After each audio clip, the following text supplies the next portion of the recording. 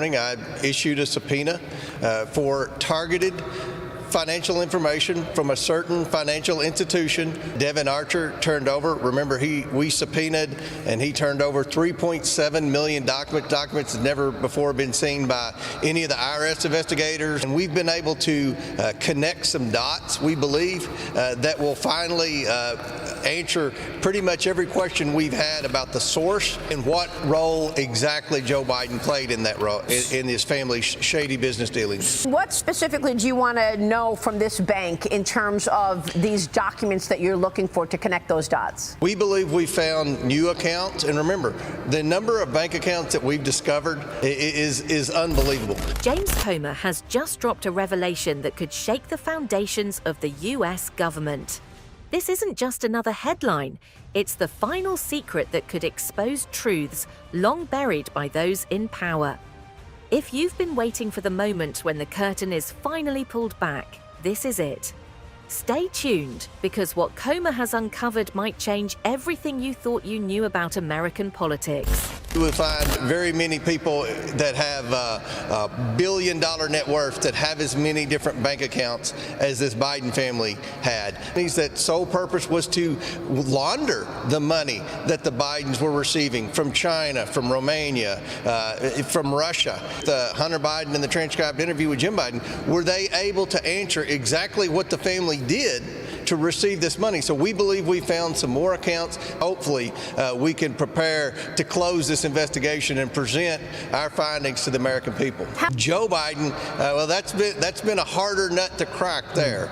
We found some accounts, we found some different expenses and things like that, but at the end of the day, the Biden family were the ones that were taking the initial wires and laundering them through. The Biden family influence peddling to Joe Biden personally, one for $200,000 and one for $40,000. So we've identified $250,000. You're talking about dozens of accounts, dozens of LLCs, and no answer yet as to what they did to receive this money. I think, Maria, the biggest public corruption scandal in our lifetimes, and the fact that so many in the mainstream media don't want to write about this. And remember, Tony Bobulinski testified at our last hearing. Was no legitimate business there. So I think we found a lot of information. Hopefully this subpoena will be some of the last bits of information that we have to be able to finalize this report. The Tony Bobulinski transcript in front of me, it is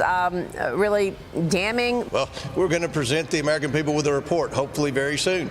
And there are going to be a lot of footnotes in this report. There's a lot of hard evidence. Remember, Maria, I have given both the president and the president's son an opportunity to come in front of Congress.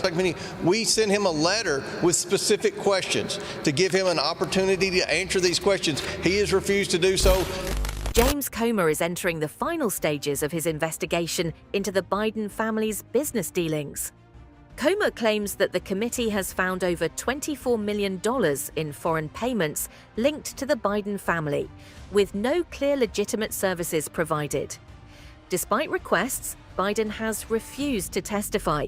Comer has recently subpoenaed a major bank for financial records tied to Joe Biden's family, aiming to uncover new accounts and further evidence of alleged money laundering and influence peddling. We're also sending letters to the Biden administration officials and Biden family associates renewing our request for voluntary production of documents relevant to this investigation. This is an investigation of Joe Biden, the President of the United States, and why he lied to the American people about his knowledge and participation in his family's international business schemes. And we will pursue all avenues that have long been ignored. These include conspiracy or defrauding the United States, wire fraud, conspiracy to commit wire fraud, violations of the Foreign Corrupt Practices Act, violations of the Trafficking Victims Protection Act, and conspiracy to commit money laundering.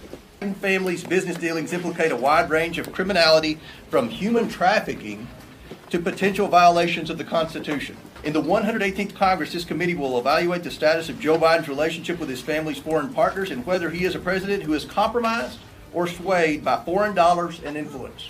This is an investigation of Joe Biden. Comer has focused on uncovering financial transactions and alleged corruption involving President Joe Biden and his family. including claims of money laundering, wire fraud, and potential violations of federal law.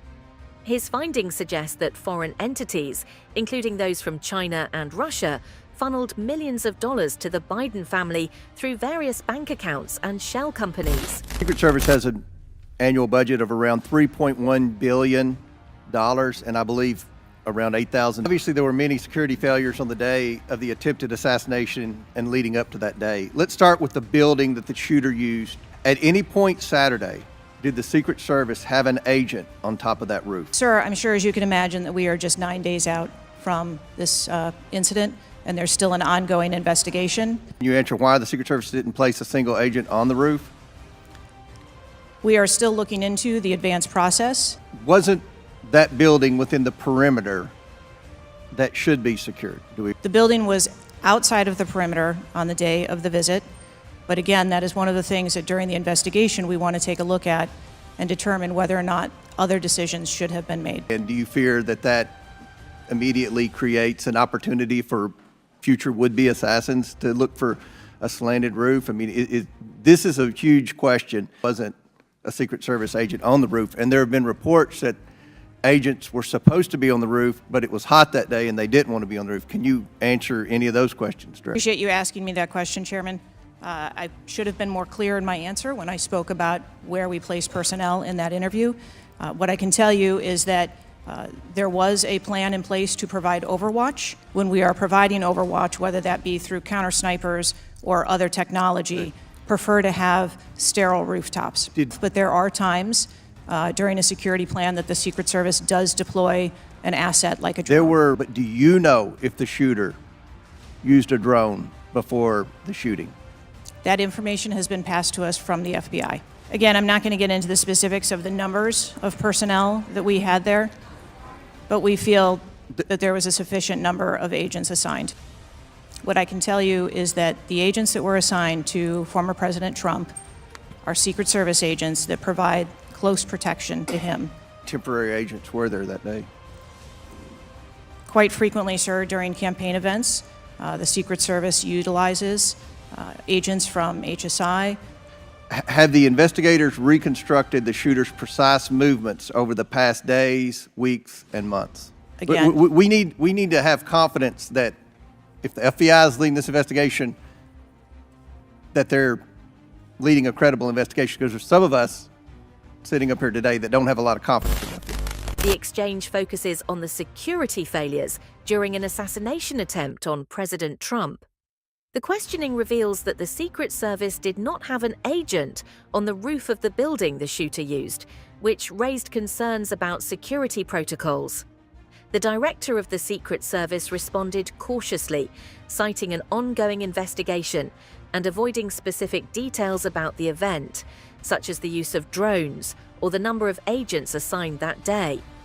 There were also concerns about the credibility of the FBI's investigation into the shooter's actions leading up to the attack, and whether the Trump detail had requested additional resources before the incident. An American goes to China 30 times in the 90s. They have surveillance footage of him. As the Independent headline says, Republicans promote baseless theory about Tim Walz's China visits and claim he was groomed as double agent. Surveillance footage, probably of his honeymoon night. What kind of compromise is that? They were worried about Trump and a P-tape situation, that was all made up. It's very serious. China thinks long term. It's very possible that China would be grooming an up-and-coming rising star. Congressman Comer, when Tim Walz was on his honeymoon with his American wife Gwen, they were both teachers. The year was 1994. So unless the Chinese have a magical time-traveling machine or unheard of psychic powers, they would not have been able to predict or know in 1994 that Tim Walz would become a rising political star. But you see a lot of crap, and Fox News loves to amplify the nonsense, so maybe we shouldn't be surprised. Now, to be fair, there are other morons who have gone on Fox News lately and tried to besmirch Tim Walz because Walz took high school students on visits to China. Walz has visited China 30 times and even served as a fellow to a Chinese institution devoted to the Chinese Communist Party. In the late 1980s, when Tim Walz was 25, he taught English and American history in China through Harvard University's World Teach program. In 1994, Walz and his wife took a group of 60 Minnesota students to China. The couple had just gotten married, so the trip doubled as their honeymoon. Now, to what degree is Walz's collectivism and, as one person described it, his Maoist tendencies? They were paying for it, and to what extent was he going to China? Because he really is that radical and that far to the left. Radical and far to the left, as in Walz must sympathize with the Chinese government. No. As The Independent writes, while in Congress, Walz served on the Congressional Executive Commission on China, and his time in and out of office has largely sided with human rights issues and political moves in opposition to President Xi Jinping's regime. Also met the Dalai Lama and has supported calls for religious freedoms in Tibet, condemned Chinese aggression in the South China Sea, and blasted China's allied relationship with Russia in its war in Ukraine. Wait a second. How could all of this be? Republicans, including hosts on Fox News, said Walz is seriously compromised and could be a Chinese agent. Fox News. Republicans. Low-thinking people. Donald Trump did business with Russia. He brags about his love for Vladimir Putin. He disclosed classified intelligence to Russia from the Oval Office. Trump even tore up an interpreter's note so that Trump's conversation with Vladimir Putin would be kept a secret. Jesse Watters and Congressman James Comer talked about Democratic vice presidential candidate Tim Walz and made wild claims that China has been grooming him as a double agent since the 1990s. They mentioned how Walz visited China several times, including during his honeymoon, and suggested this made him a threat to national security. However, these claims are baseless and exaggerated. Walz's visits to China were related to teaching and cultural exchange, not political espionage. You understand the threat of China. We understand the threat of China. But when you have a rising military and economic power that is China, that's trying to dethrone the U.S., who has such a fond place in his heart for the communist country that he should be actually very concerned about. Oversight Chair James Comer is moving on from Hunter Biden and his new target, Vice presidential nominee Tim Walz. Comer said the Committee on Oversight and Accountability is conducting a government-wide investigation into the Chinese Communist Party's political warfare operations. Vice President Kamala Harris recently announced her vice presidential running mate, Timothy Walz, the current governor of Minnesota. As you all know, China steals our intellectual property. They steal our patents. They fund disinformation campaigns. Whether you're just someone that just wants to go and vote and live in a free democratic society, and to see how fond of China is that Harris is picked for vice president it's troubling to me, and it should be troubling to every American. Now, you saw it at the end briefly, and we'll pull it up here. This is what Comer and the right are arguing, but what are the context here? So we pulled some explanation for you. As high school teachers in Nebraska and Minnesota, Mr. Walz and his wife Gwen regularly led trips to China in the 1990s and early 2000s to introduce students to China's history and culture. Elected vice president, Mr. Walz would bring to the White House unusually extensive personal experience in China. And as for Comer's investigation, Comer is now seeking information about the Chinese entities and officials Walz has engaged and partnered with. The FBI may have given to Governor Walz about U.S. political figures being targeted or recruited for CCP influence operations. Now, James Comer and some Republicans are trying to create a narrative that Tim Walz, Kamala Harris's vice presidential running mate, is connected to China in suspicious ways. They're focusing on Walz's past teaching in China and the trips he led there as a high school teacher. They claim these ties are troubling, even though Walz wasn't involved in politics during those years.